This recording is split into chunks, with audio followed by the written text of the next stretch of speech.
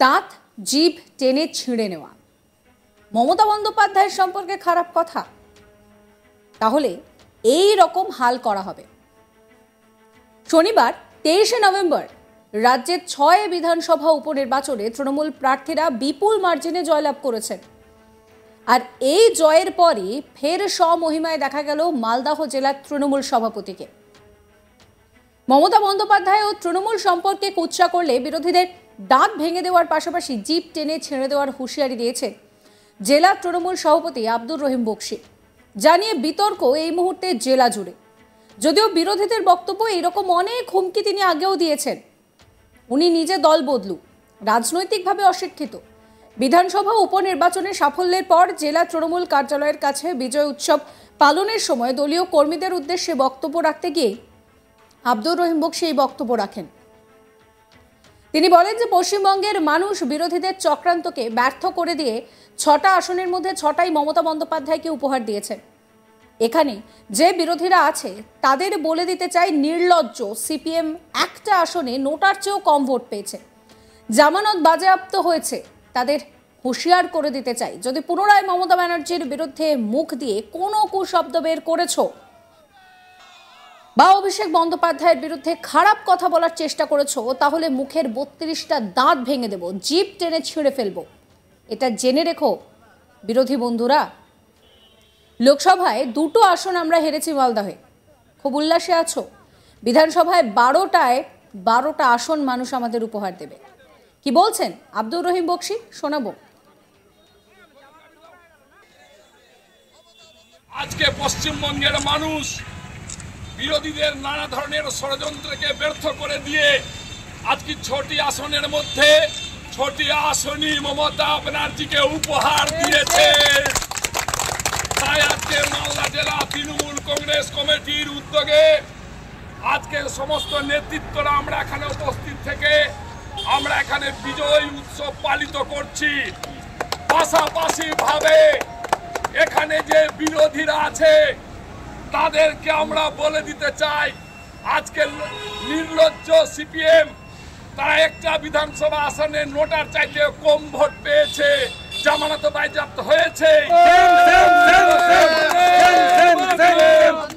সেই ক্ষেত্রে দাঁড়িয়ে তাদেরকে হুঁশিয়ার করে দিতে চাই, বন্ধু, যদি আবার পুনরায় মমতা ব্যানার্জির বিরুদ্ধে মুখ দিয়ে কোনো কুশব্দ বের করেছো, মুখ দিয়ে যদি মমতা ব্যানার্জির বিরুদ্ধে, তৃণমূলের বিরুদ্ধে, অভিষেক ব্যানার্জির বিরুদ্ধে খারাপ কথা বলার চেষ্টা করেছো, তাহলে সেই মুখের 32টা দাঁত ভেঙে দিব, এটা জেনে রাখো বিরোধী বন্ধুরা। 2টা আসন আমরা হেরেছি মালদায়, তাই খুব উল্লাসে আছো।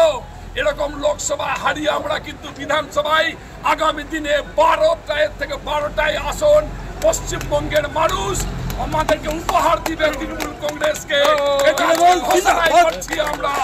আমরা আশা রাখবো মালদার মানুষ মমতা ব্যানার্জির সাথে আছেন, মমতা ব্যানার্জির সাথে থাকবেন, মমতা ব্যানার্জির পাশে থাকবেন এবং 2026 সালের নির্বাচনে মালদার মাটি থেকে বিরোধীদের বিজেপি, সিপিএম, কংগ্রেসদের তৃণমূল কংগ্রেস এবং সাধারণ মানুষ নিশ্চিহ্ন করে দিবে, গোল 0 আসনে বসাবে। অন্যদিকে সিপিএম এর সম্পাদক মণ্ডলীর সদস্য কৌশিক মিশ্র বলছেন যে এর আগে এই সমস্ত কথা অনেকবার উনি বলেছেন, এই সমস্ত ফাঁকা বুলি শুনে আমাদের কোনো লাভ নেই। গণতন্ত্র বলতে উনি কিছু বোঝেন না।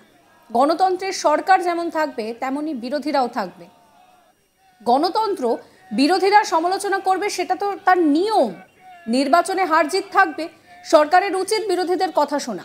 উনি তো বিরোধীদের অস্তিত্বকেই শেষ করে দেওয়ার কথা বলছেন বহুদিন ধরে, কারণ উনি গণতন্ত্র বোঝেন না, উনি রাজনৈতিকভাবে অশিক্ষিত। দল বদলু, বিশ্বাসঘাতক, মানুষের বিশ্বাস ভঙ্গ করেছে। উনি কি ওনার চরিত্র আর বিরোধীদেরকে একসঙ্গে মেলাচ্ছেন? পালা বদল হলে উনিও বাড়ি থেকে বেরোতে পারবেন না, দেখে নেবেন। কি বলছেন এই সিপিএম নেতা, শোনাবো আপনাদের।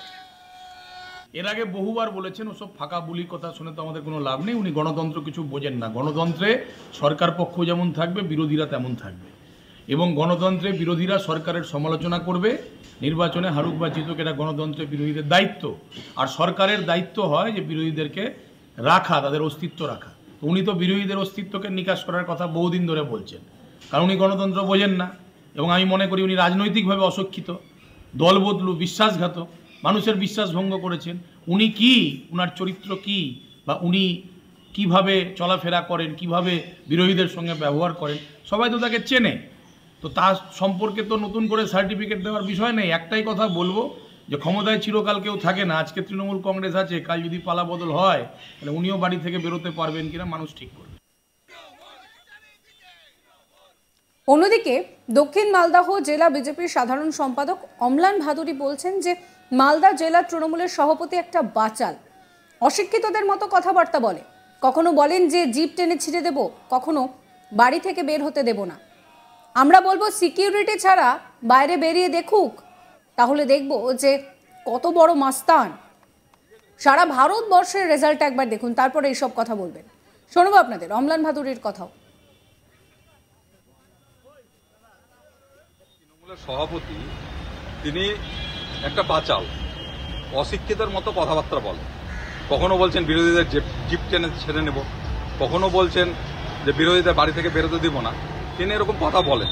তাকে একটাই বলবো, যদি পুলিশ সিকিউরিটি ছাড়া তিনি নিজে বাইরে বেরিয়ে এই কথাগুলো বলুন, তাইলে বোঝা যাবে তিনি কত বড় বাঘ, কত বড় মস্তান, সেটা আমরা বুঝতে পারবো। আর তাকে আরেকটু বলবো যে তিনি পশ্চিমবঙ্গের রেজাল্টটা দেখছেন। সারা ভারতবর্ষে উপনির্বাচনে ভারতীয় জনতা পার্টির যে রেজাল্টটা হয়েছে সেইটা একটু দেখুন।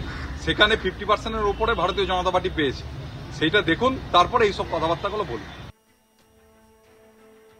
এই নিয়ে আমার কলিগ মিল্টন পালের একটি রিপোর্ট দেখাবো আপনাদের।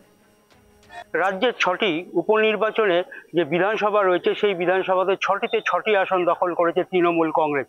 আর এর ফলে রাজ্য জুড়ে শুরু হয়েছে বিজয় উৎসব তৃণমূল কংগ্রেসের। এদিন মালদা শহরের যে স্টেশন রোড রয়েছে, সেই স্টেশন রোডে তৃণমূলের দলীয় কার্যালয়, সেই কার্যালয়ে জেলা তৃণমূলের সভাপতি আব্দুর রহিম বক্সি সহ জেলা নেতৃত্বকে নিয়ে এই বিজয় উৎসব পালন করা হয়। আবির মেখে, একে অপরকে আবির মাখিয়ে এবং মুখ মিষ্টি করে এই বিজয় উৎসব পালন করা হয়। এরপরেই এই বিজয় উৎসবের মঞ্চ থেকে বক্তব্য রাখেন জেলা তৃণমূলের সভাপতি আব্দুর রহিম বক্সি। তিনি ফের বেলাগাম কথাবার্তা বলেন। তিনি বলেন যে রাজ্যের উপনির্বাচনে 6টি আসনে 6টিতেই জয়ী হয়েছে। এর থেকেই প্রমাণিত হয় বিরোধীদের কোনো এখানে গুরুত্ব নেই, এবং যারা মমতা বন্দ্যোপাধ্যায় এবং অভিষেক বন্দ্যোপাধ্যায় এবং তৃণমূলের দল নিয়ে কুৎসা করছেন তারা নির্লজ্জের দল। আর যারা এইসব কথাবার্তা বলছেন তাদের জিভ টেনে 32টা দাঁত। সাবস্ক্রাইব করবেন আজ তাক বাংলার ইউটিউব চ্যানেলকে, ফলো করবেন হোয়াটসঅ্যাপ চ্যানেলও।